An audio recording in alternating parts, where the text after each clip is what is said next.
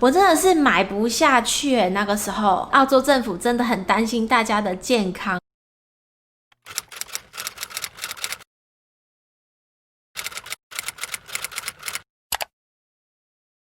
Hello， 大家好，我是贝拉。今天我想要跟你们分享5样在澳洲贵到不行的东西。我相信大家如果想要来澳洲居住或者旅游的话，应该会想要知道这边的物价如何吧。我个人觉得澳洲的物价跟台北是差不多的，甚至可能比台北便宜一点。很多部落客啊或者 YouTuber 他们也会分享说，在澳洲如果你想要省钱的话，其实自己煮会比较省钱，这也是没有错，长期下来真的会省很多。可是有一些东西不知道为什么在澳洲就是特别的贵。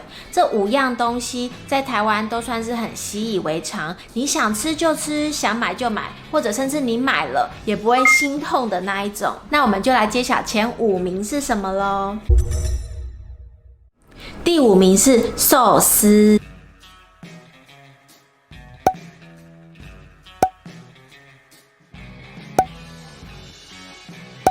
最便宜的那种就是很小片，然后里面可能会塞红萝卜丝啊，或者小黄瓜、酪梨的那一种，这样小小的一盒就要110块台币耶。像台湾的那种菜市场啊，还是黄昏市场，可能5块、10块或者35块就有了。但是在澳洲东岸这边呢，价钱大概就会翻1倍左右。我以前在澳洲内陆 Karasa 工作的时候，那时候更扯，一片是一片寿司就要60块台币。那个时候啊，因为3片卖5块澳币，然后我记得那时候就有很多的上班族女生在中午的时候会来买，这样子一小盒，然后3片寿司这样子5块。然后我那时候觉得他们真的吃得饱吗？我觉得我那时候大概是被内陆的物价给麻痹了。我后来搬到 Brisbane 的时候，就觉得一卷寿司2块5，非常非常的便宜。所以如果你在澳洲很想要吃寿司的话，你去买那个1卷的寿司卷，会比你买那个一片一片的花寿司便宜很多。第4名是葱跟姜。我小时候跟我奶奶去逛菜市场的时候，我一直以为葱是不用钱的。这边的超市最常见的那种一把葱就要50块台币。问题是一个人住的话，不管你40块还是50块，你买了一把葱，你根本就吃不完啊。有人就教我说，你把那个葱切一切以后放到冷冻库，然后你要煮的时候再把它拿出来。问题是这样子那个葱的香味也就没有了。我后来都尽量不买葱。如果你想要自己种的话，你可以把那个葱种在土里面，这样一根葱大概可以长2到3次，太久它可能底部的营养就会没有了。然后那时候你就再种一颗新的葱。我觉得葱就是它不是到太贵，可是它的 CP 值很低。然后再来就是我相信所有住在澳洲的人都会很认同的姜。姜在这边真的超贵的，我之前还有想过说，我是不是干脆来澳洲种姜好了，可能会发大财。有的人甚至说，他来澳洲以后就再也没有吃过姜了。真的不知道为什么姜会在澳洲贵成这个样子耶。第3名，海鲜。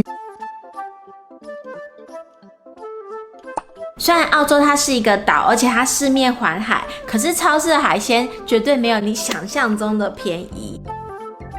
这边的虾子都是他们在海上捞起来以后，就迅速的煮熟，急速冷冻，再送到超市，或者说是泡过药水的。所以其实我已经很久没有看到活蹦乱跳的虾子了。而且你想想看，当你花了大把的银子去买了那个很贵的虾子回来，结果吃起来有药水味的话，把它丢掉的时候，你心里面真的会。第2名，文具用品。第一次被澳洲的文具用品吓到，是我住在乡下的 Pemberton 的时候。那个时候因为来 Working Holiday 打工度假，然后没有笔，我就想说去超市买一支笔好了。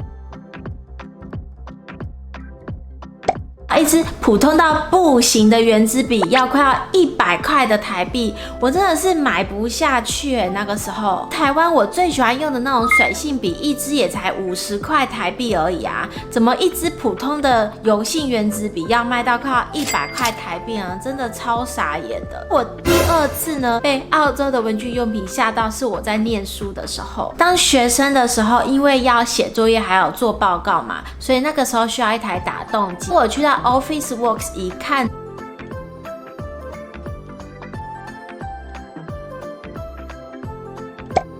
天哪，怎么这么贵啊？我后来真的是勉强的撑过那一个学期，然后趁着回台湾的时候，我就从家里面偷 A 了一台打洞机过来用。我真的觉得澳洲的文具真的超贵的。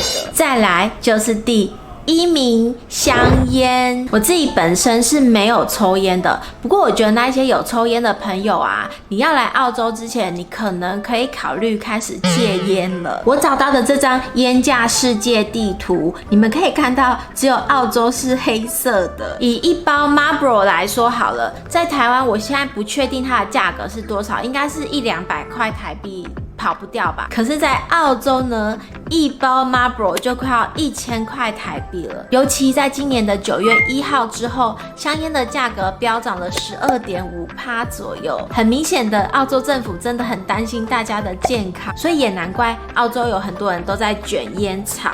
我以前在台湾从来没看过你们有看过吗？应该是只有在澳洲才有，对不对？如果你有烟瘾的话，在来澳洲之前还是考虑戒一下烟吧。所以以上就是我觉得在澳洲特别贵的5样物品。我觉得大部分的东西应该都不太会造成生活的不方便吧，可能就是海鲜少吃一点，那葱跟姜就不要用就好了哈。我想应该还是会有一些其他的替代品啦。